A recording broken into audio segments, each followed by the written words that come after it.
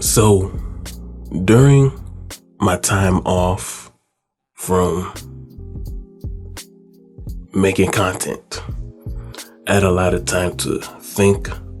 I had a lot of time to brainstorm and just a lot of time to make some decisions.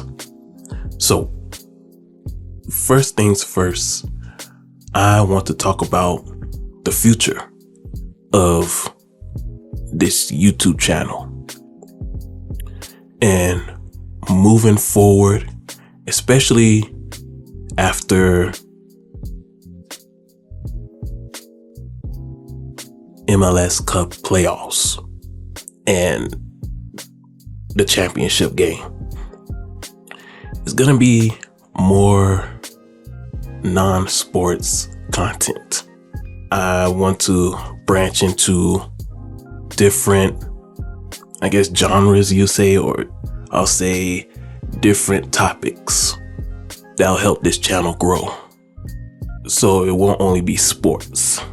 The difficulty of producing sports content consistently is the fact that so many other people are doing it.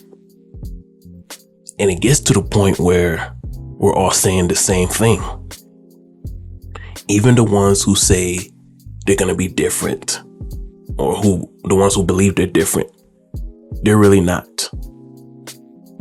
We all have similar topics. The only thing that seems different is how we say it. But overall, we all talk about the same players, the same teams, and we all have similar thoughts, which was one of the reasons why I started focusing more on MLS in general, because there wasn't a lot of people talking about MLS. If you go back on on this channel, on my page, and you scroll down to my early videos, I wasn't only just talking about MLS, I was also talking about NBA, NFL, college football, different topics. But I shifted just to MLS because it got to the point where I was just talking the same topics just like everyone else. And largely the mainstream media. And when it comes to mainstream media, YouTubers can't really compete against mainstream media sports content unless you as the YouTuber have direct connection. You have some form of connection to people that work in the industry that will enable you to get that clout and get that support, that financial support from sponsors and investors that will motivate you and enable you to continue to produce content at a high level, to produce content daily and get the much needed viewership that will sustain you for the long term. And that's something that I don't have. And that's the main reasons why this summer I stated I look forward to a day where there is a major linear network that sincerely desires to promote MLS the same way that Apple TV is doing on the streaming side. I believe I said that during one of the El Tráfico matches. I believe it was during that time, like the 4th of July, Rose Bowl. That's when I said it. That's when I talked about that. It was Mono187 back on July 4th of this year. And speaking of a linear partner who may sincerely be the one to promote MLS the same way Apple TV is doing it. It could be CBS. Now, last summer, back in 2022, I said I believed that CBS was not really interested because I just assumed, because I just didn't see the effort.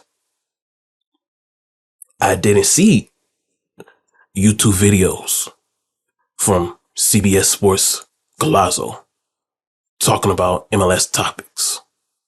I didn't see X clips or social media clips of CBS Sports having like the sports morning show. Not CBS Galazzo, but the major CBS Sports HQ taking out a segment on one of their morning shows dedicated to an MLS topic.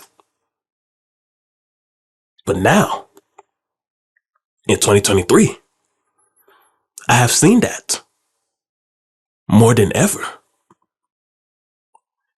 And it's starting to look like CBS could be a potential partner. You know, they broadcasted the semifinals and the finals of the US Open Cup.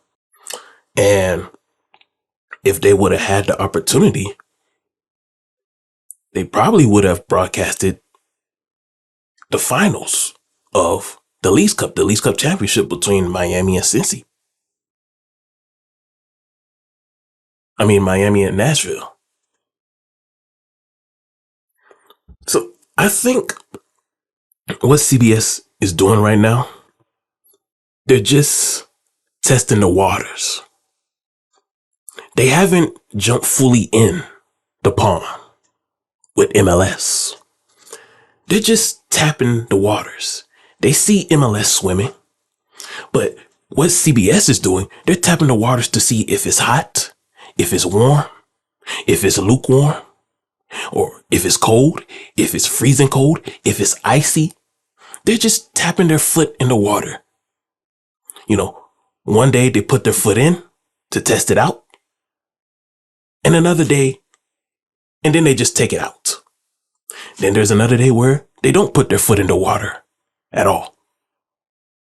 But every day they're just watching MLS swim. The days that they do put their foot in the water is when you see a segment on CBS Sports Galazzo talking about an MLS related topic. The days where you don't see them talking about MLS, their foot is out of the water and they're just watching MLS swim with their binoculars. Then comes another day. If you see a topic on CBS Sports HQ, maybe it'll be talking about MLS Cup playoffs, or it'll be talking about the Golden Boot winner, or a potential MVP, or, the popular guy, Leo Messi. Their foot is back in the water. Then once they're done with that topic, they take it right back out. CBS is testing the waters. And it could be to a point where once MLS's linear deal with Fox is up after 2026, we could be seeing MLS on CBS on Saturday afternoons in the summertime. I don't know what CBS's what their sports catalog is like in the summer, meaning I don't know what kind of sports they usually show in the summer. The only time I know that CBS is alive is usually during the fall. CBS Sports is not a year-round sport when it comes to broadcasting, in my opinion, because the only time I'm aware that CBS is actually producing a sport is during NFL college football season. They show the AFC games and on Sundays, and then they show SEC games on Saturday. And I think starting next year or very soon, it's just going to be Big Ten because SEC is going to ESPN. So I think CBS is just going to be showing Big Ten games very soon. But that's just in the fall. In the spring, I don't know what kind of sports content CBS shows. Winter, they don't. We know they don't show NBA. Summer, we don't know. MLS is a winter, spring, and summer league. Maybe CBS is quietly, the powers that be that's in charge of CBS. Maybe they're having quiet discussions, private discussions, and considering MLS to fill that void of not showing any major sports content during the NFL college football offseason. And maybe MLS could be that league that can be a bridge of them having sports content during the offseason of NFL college football that will enable them to constantly produce American sports content year round. Who knows? I don't have any sources. I'm just like you. I'm on the outside looking in. So based on what I'm seeing, it looks as if CBS Sports is testing the waters with MLS. And you know what? If CBS does fully become interested in MLS, I think they'll do a better job than Fox. I think they'll do a better job in broadcasting MLS games on their main network channel.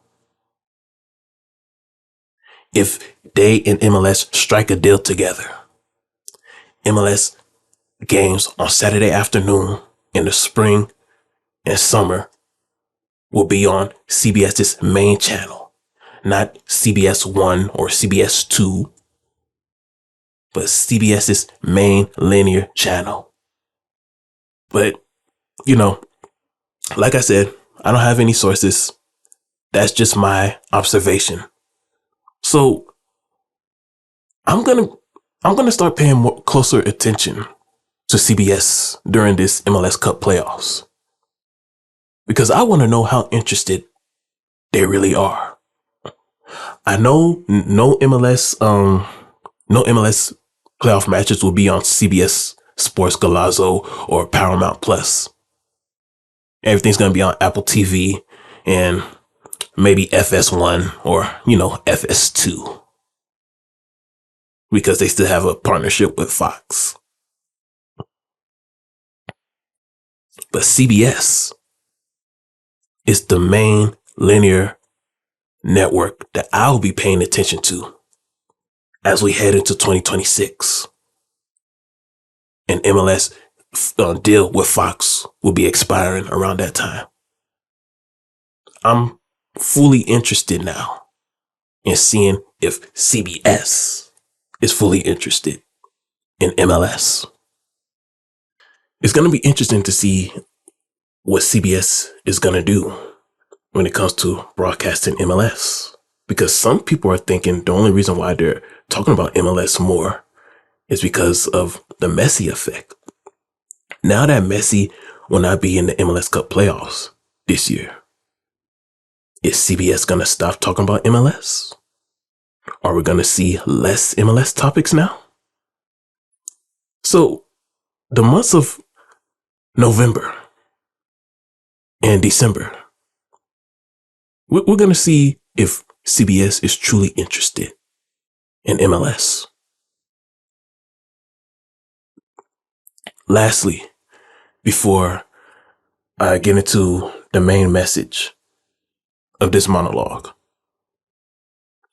National Football League. Flag football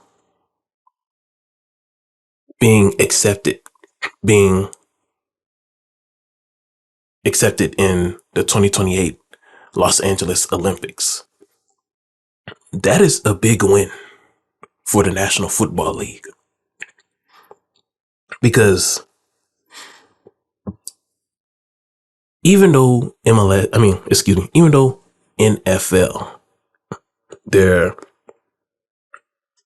they they play games. They're playing more games in Europe. They'll most likely be playing more games in Mexico and Canada later on this decade. That type of football is not popular worldwide. A lot of people outside of America thinks only numbskulls, fools, will play that type of sport. A lot of people outside America think only fools will sacrifice their body to play that type of collision sport. But flag football, on the other hand, it's more acceptable, because when it comes to flag football, it's more so based on your skill, your athleticism, and logic. Now, that's not to say gridiron football is not the same way, but it's much tougher for people to think properly and to make the right decisions when your head is constantly colliding with somebody else's head at full speed.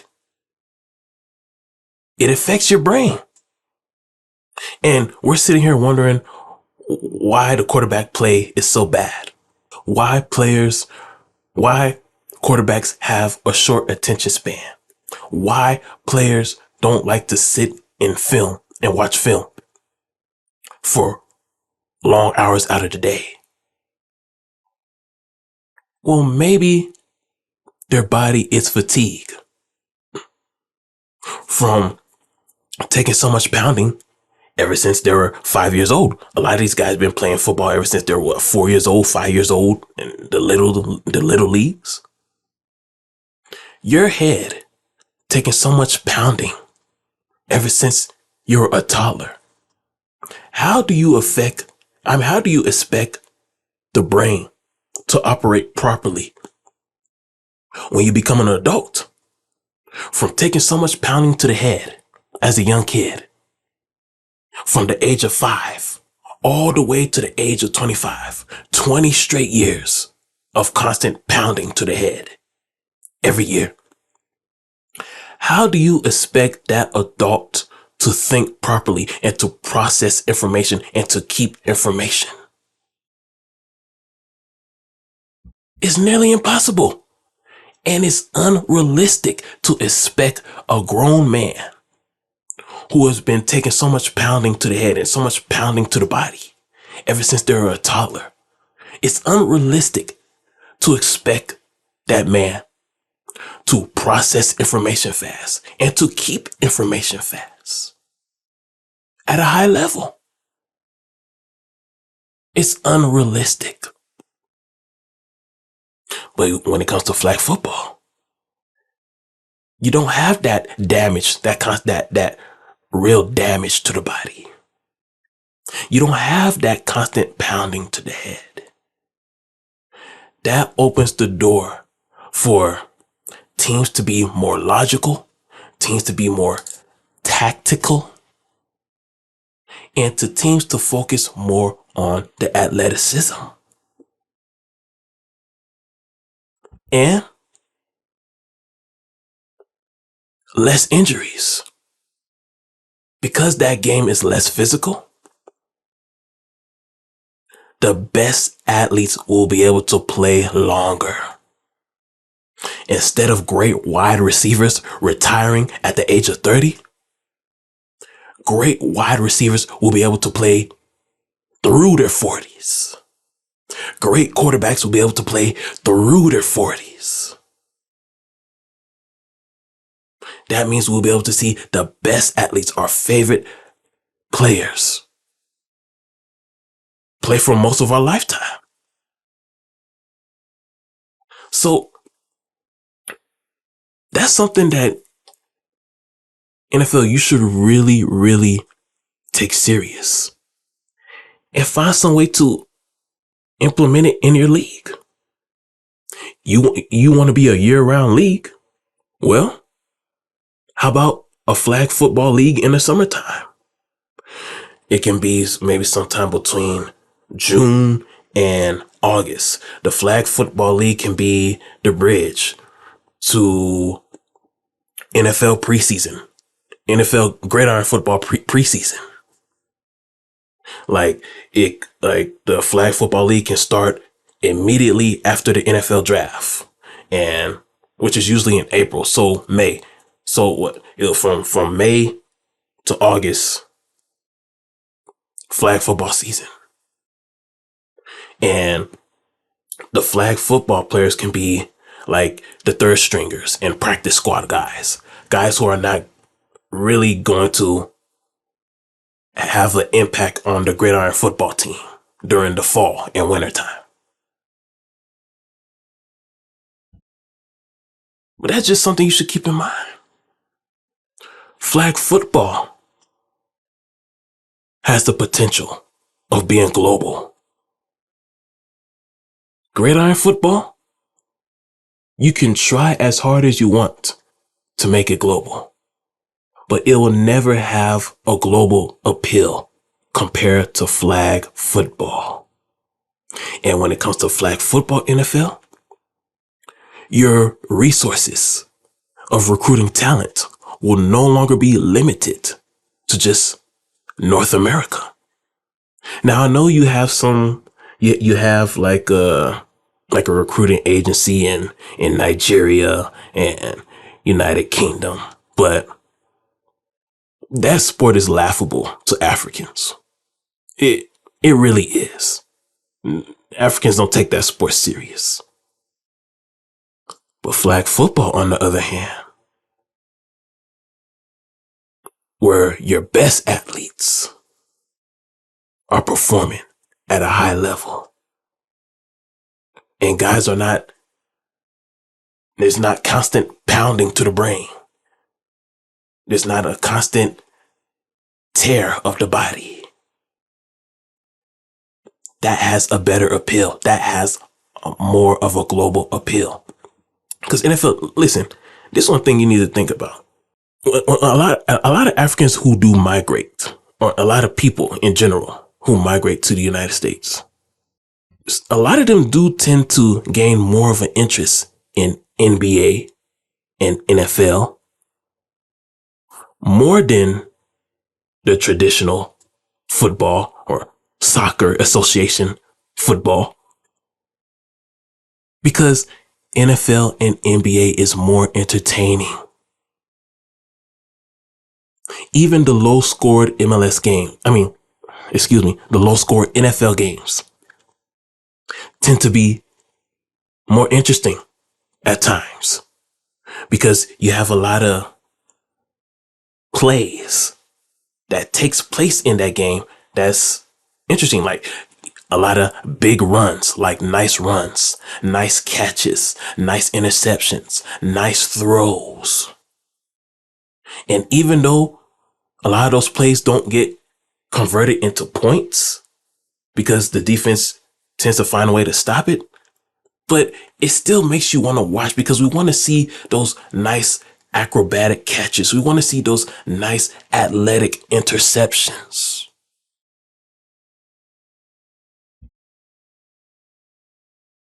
When it comes to the NBA, the three-point shooting, the slam dunks, the nice layups, the nice passes. A lot of times we don't really see that in a lot of soccer games at times. Because you have a lot of soccer teams who they like to play for draws. They like to just milk the clock. You see a lot of passing, but a lot of teams are not as aggressive. And a lot of teams don't put emphasis on entertainment. So that's all I have to say about that. Now the main message. The Seattle Sounders. You know, one of the reasons why I thought that the Seattle Sounders championship window was closed, because after their play in the Club World Cup, I didn't see them make any major roster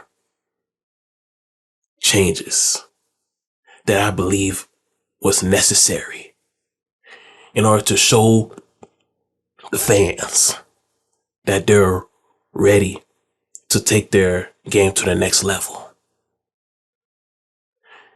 And I was also angry about the outcome of the Club World Cup, because I wanted to see how well they will do against a team like Real Madrid. You know, when I think back about that Club World Cup game, I realized the Sounders didn't really play that bad.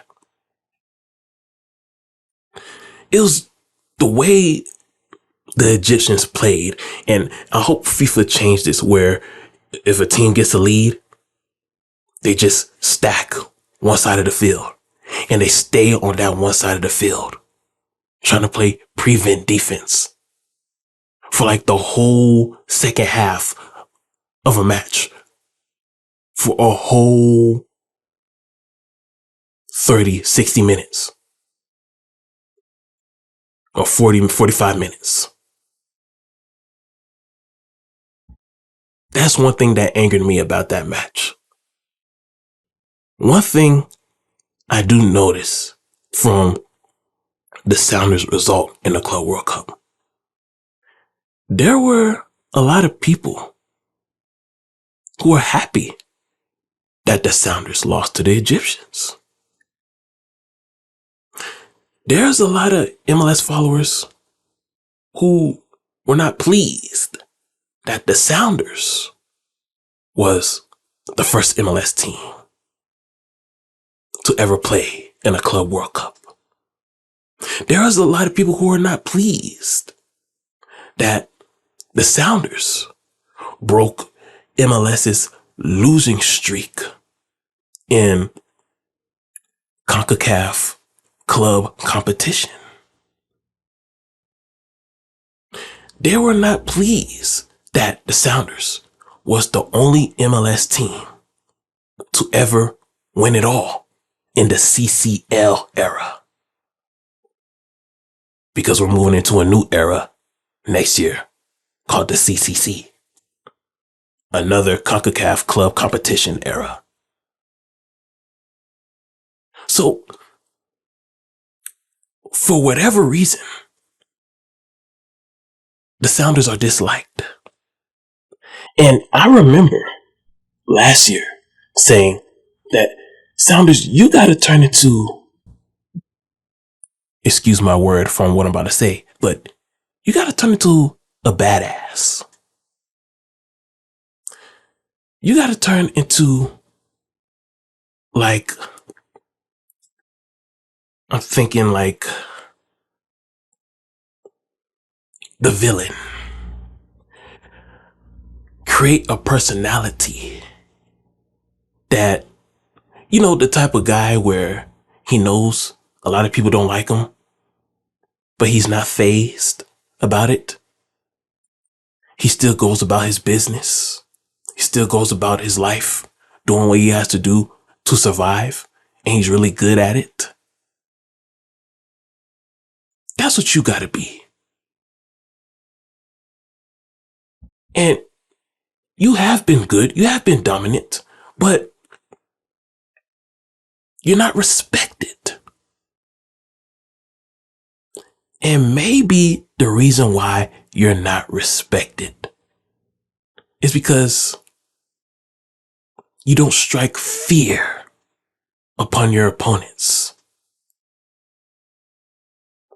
And maybe one of those reasons why you don't strike fear upon your opponents is because a lot of times you settle for draws. A lot of times during the regular season, it's like you coast. You win games that you win. It's like, I don't know, it's like you got some kind of mathematical formula going on. I don't know how your coaching staff is doing it, but it's just like you got some kind of formula. This X amount of games we're going to win. This X amount of games we're going to draw. And then we cannot lose this X amount of games. It just seems like you got some kind of analytic thing going on. Even though you are the second most successful team right behind the Galaxy, and you're not far off from the Galaxy, you're not as popular as the Galaxy. Even though you're more successful than LAFC, you're not as popular as LAFC. Even though you're more successful than Miami, you're not more popular than Miami. And we know why. Because of Messi. So that's not a good example. Even though you're more successful than DC United, you're not more popular than DC United. So how can you get to the point where you become noticeable among the average American sports fan? Because soccer fans already know who you are. American soccer fans already know who you are. But for some reason, they don't respect you. Your average typical American sports fan, they don't know who you are. So Sounders, first of all, I just want to say thank you for proving me wrong and making me look like the fool, and for reminding me who you are, because I said you were done after that Club World Cup match. I said you were done. And if it wasn't for St. Louis, you will be that number 1 seed this year. Because throughout the regular season, you have played better than LAFC. Largely because LAFC had other obligations besides MLS. You, on the other hand, you just had MLS and Leagues Cup. I won't say US Open Cup because we all know now MLS teams don't take US Open Cup serious, and eventually MLS is going to be done with US Open Cup. It's inevitable. We all know. We know. We don't know when, but it's inevitable. So your focus was just MLS. LAFC, they had other obligations. CCL, Campeones, Leagues Cup, just other obligations. But playoff time is coming. And the thing that I like about MLS Cup playoffs, no distraction. Teams won't have to worry about balancing US Open Cup and Leagues Cup and CCC with MLS competition. When it comes to MLS Cup playoffs, everybody's focus will be on MLS. And this is one of the reasons why MLS Cup playoffs is going to be more interesting than MLS regular season. Because this is the time of the year where teams will finally be able to just focus on MLS competition. In Seattle, you have put yourself in a good position to win it all. Top 3 seed.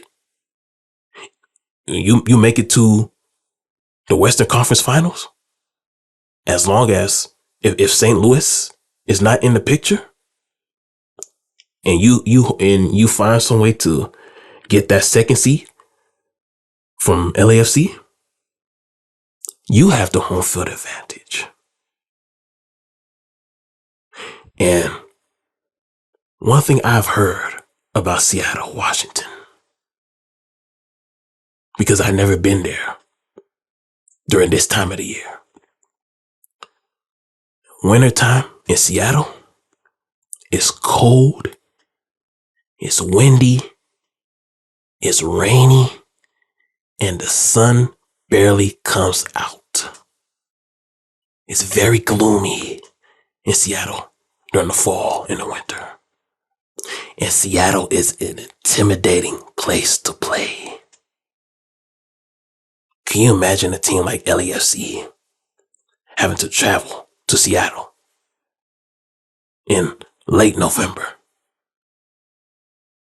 when it's cold, when it's windy, when it's drizzling and icy rain, and the sun is not out? You think those beach boys from Southern California can handle those kind of elements? What if it's a MLS Cup title match and another beach boy, Orlando, down in Florida, if they have to travel to Seattle? You think they can handle those kind of elements? That's something that you should keep in mind, Sounders, this decade. You currently got 2 stars. You need 4 more stars to surpass LA Galaxy, because great teams in MLS is determined, or just soccer in general, is determined by how many stars you have in your league. That separates the prestigious teams from the non-prestigious teams. How many stars you have. Right now, LA Galaxy is still the undisputed champ. And let me tell you something about LA Galaxy. You had your way against them this year. Everybody had pretty much been having their way with LA Galaxy for at least the past 4 or 5 seasons. But LA Galaxy is going to come back in 2024. And from 2024 through 2030, it's going to be revenge season for LA Galaxy.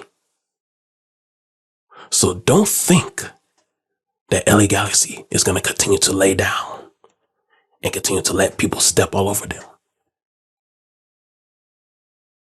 because they're coming back.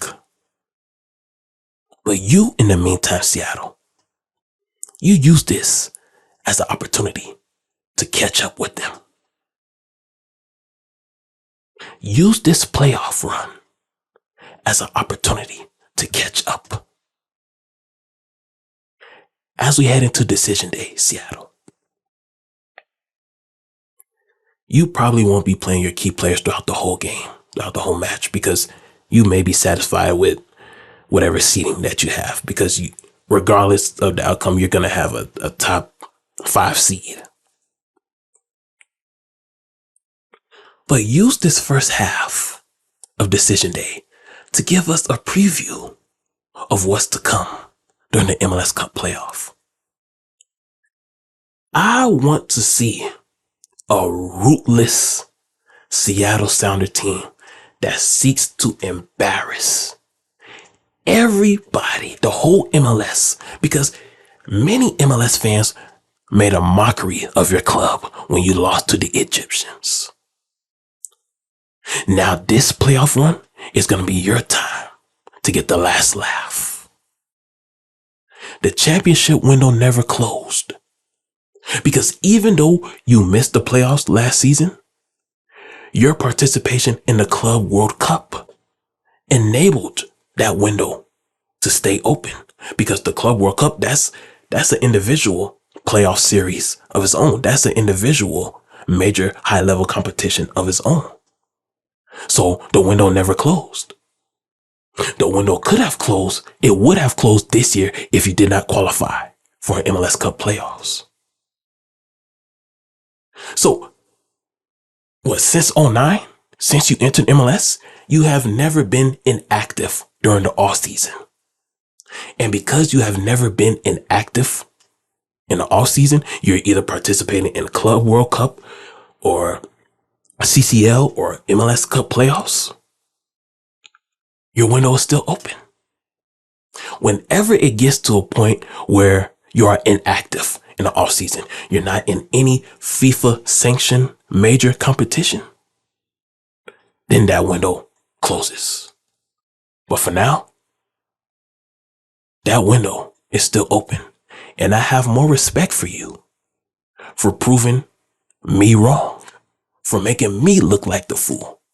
I have more respect for you more than ever. But at the same time, my expectation for you increases because I want you to be that badass team because you have it in you. You have that badass mentality in you. You just have to be more consistent. You just have to unleash it more consistently. LAFC couldn't win a game against the Mexicans in Mexico. They struggled. They played bad. They weren't as competitive as you were. You play better against the Mexicans than LAFC. That matters. Because as of right now, in North America, Liga MX, that's the standard. They've been the dominant league for most of our lifetimes. All of our lifetimes. A lot. Especially if you're born in the 90s. Yeah, Liga MX has been the dominant league our entire life. But now we're starting to see some fight from MLS. And it started with you, Seattle Sounders, what you did in the CCL last year. It started with you. And we're always going to remember that. But remember, like I always say, us new generation sports fans, Gen Y, Gen Zs, we have short-term memory. So you can't afford to go on a losing slump. So use this playoffs, Seattle Sounders.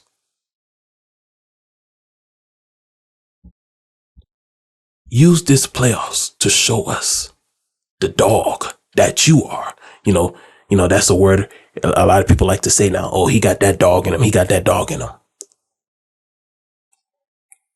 In my opinion, the real dogs are in the state of Washington. The real husky dogs. They're tough. They are not flashy. And they're not so concerned about how they look. They're just running through the mud, devouring everything that comes before them.